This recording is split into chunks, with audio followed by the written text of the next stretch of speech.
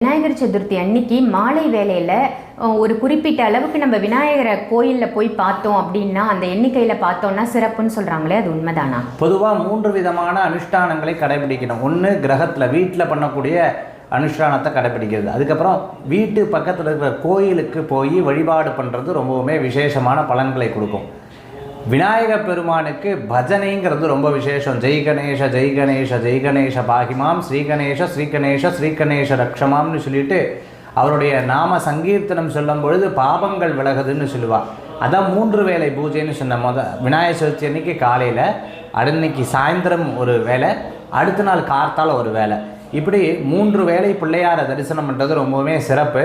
சில பேர் விநாயகர் சதுர்த்தி அன்று 9 பிள்ளையாரை கவனித்தா அதிர்ஷ்ட பிள்ளையார்னு சொல்லுவாள். 9 பிள்ளையார் நம்ம எல்லா வீதிகள்லையும் வச்சுருப்பா. அப்படி அந்த 9 பிள்ளையாரை தரிசனம் பண்ணுறது அதிர்ஷ்டம்னு ஒரு பெரியவங்க சொல்கிறது உண்டு.